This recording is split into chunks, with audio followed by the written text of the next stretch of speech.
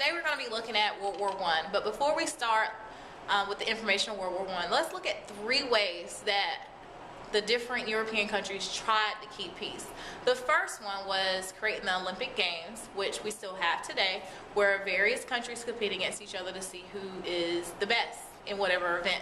They thought if that event was created, or the Olympic Games was created, it would reduce the aspect of a war, because they get to compete with sports instead of fighting each other on the battlefield. The second one was creating the World Court. Well, the World Court would settle disputes, territorial disputes, between 2 European countries. So they thought that the World Court would again prevent war from taking place. And the third one would be the Nobel Prize. And basically, I'm just going to read it off the paper. Willed his fortune to establish a Nobel Prize, Peace Prize.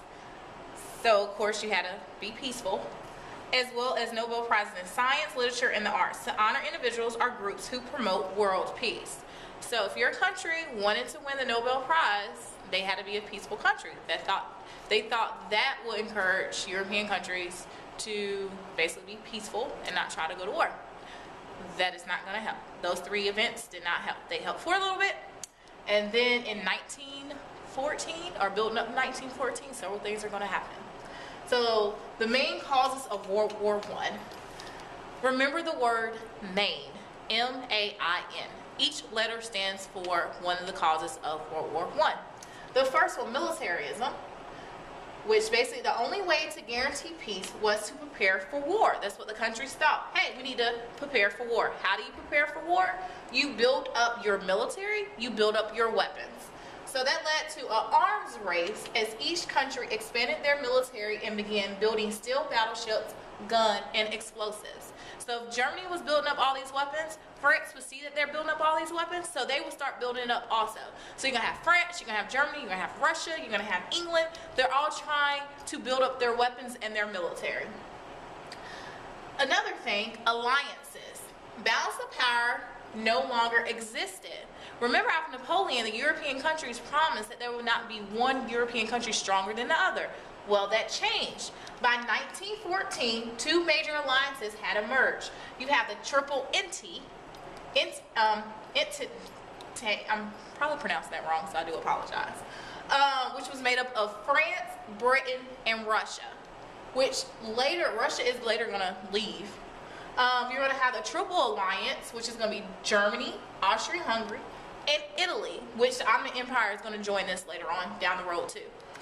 So basically, alliance is France. So France says if I go to war, they expect Britain and Russia to have their back. Same thing with Germany, Austria-Hungary, and Italy. They expect each other to have each other's back in case of a war. Another one, the I, imperialism. We already talked about imperialism. It's where one country overtakes a smaller country to colonize it for its resources.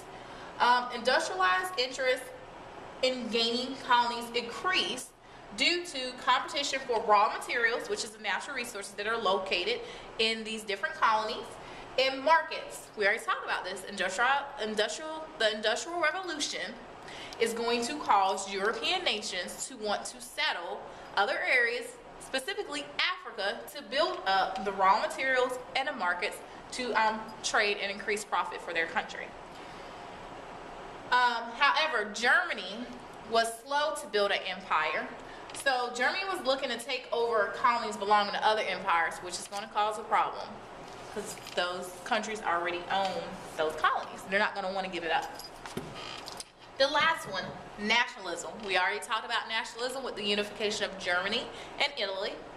Having pride in your country and willing to fight for it is nationalism. Austria and the Ottomans were crumbling under the pressure of nationalist movements. They're going to have different ethnicities that exist in these areas that they're going to want to join together and form their own country that not necessarily will match up with how Austria's borders are, or the Ottoman Empire. So they had an inability to control the Balkans, which created a power keg, meaning one small spark could cause Europe to explode into an all-out war, meaning everybody would go to war. The Russians are going to promote pan-Slavism, which is all Slavic people share a common nationality. It doesn't matter if they located in Austria or in the Ottomans, that regardless of that, as long as they're Slavic, they all share a common nationality, which is going to cause tension. So if you look at these words, the word main and the letters, militarism, alliances, imperialism, nationalism, is going to cause World War I.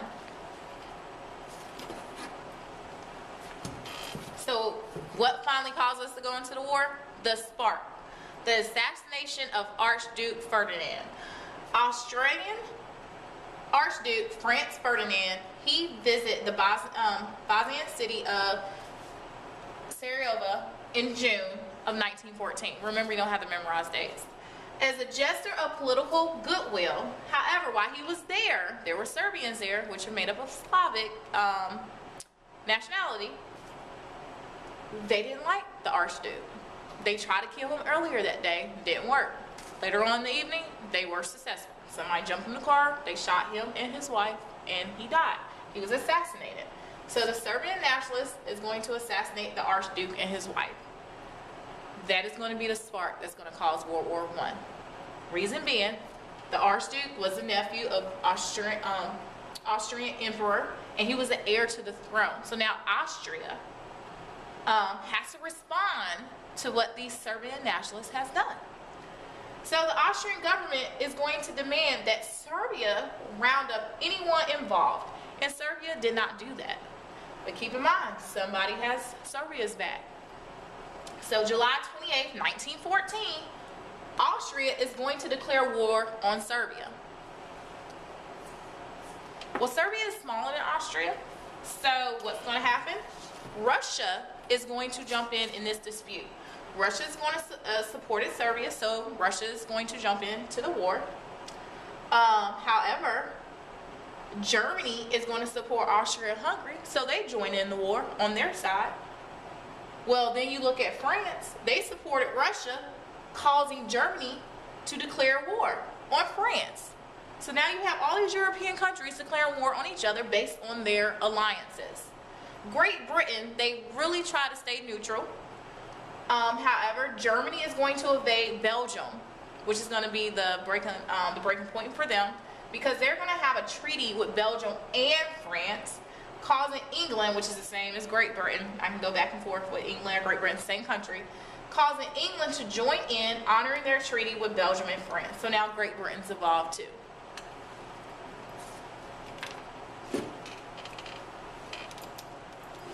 Let's go down. So it's going to be called the Great War.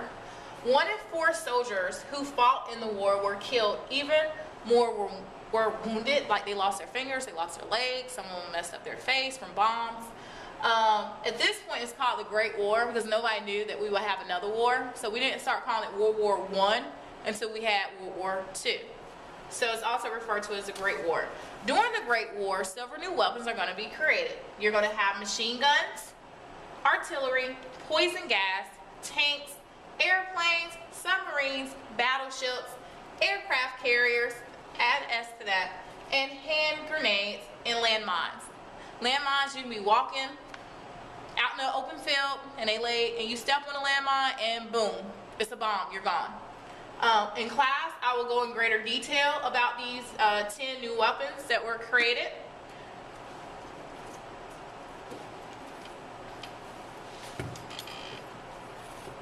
So World War I is going to be considered, is going to go into what is called a total war. Total war means you need total commitment of your society, and all resources had to go into the war effort in order to win. So everybody was focused on World War I.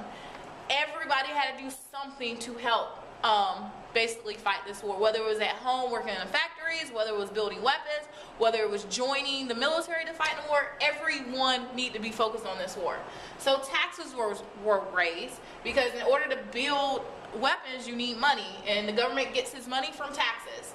Food was rationed out for civilians, meaning let's say you're in a household and the government decides you will only get $30 worth of groceries this week. Instead of typically you may spend $200 a week on groceries, the government says no, we have to ration out the food to make sure that it lasts and make sure that everybody in our economy are able to eat. So people had to lower their standards, their standard of living to make it during this war. They implemented a draft.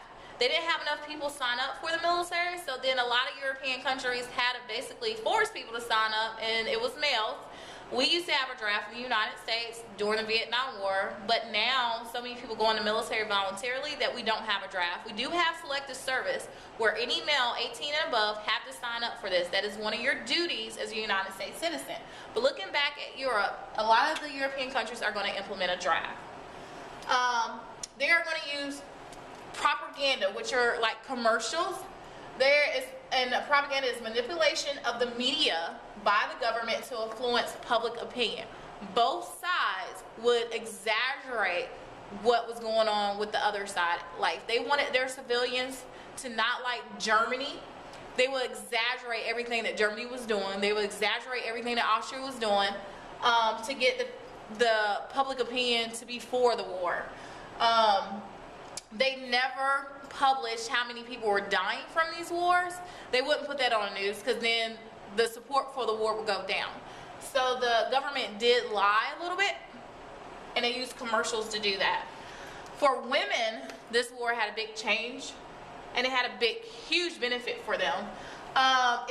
Most women had to go to work. They had to step in and fill jobs normally filled by men.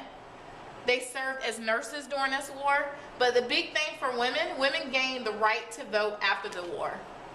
This war showed that, I guess to the males, that women should be able to vote because of everything they did during World War I. So this is it for today's lesson. When you get back from the weekend, enjoying your holiday, we are going to look at actual World War I and look at the battle itself. Thank you.